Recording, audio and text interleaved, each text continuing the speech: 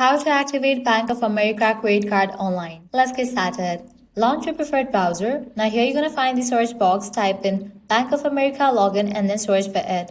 Different website links will appear. Navigate to this one website option, bankofamerica.com, open it. You'll be directed to the login page. Now you have to provide your credentials and log into your account. Type in your user ID, then type in the password. In the case you want to save your login info, check in for the option of save this user ID. In the case you have forgotten your password, you can click on this option to recover it.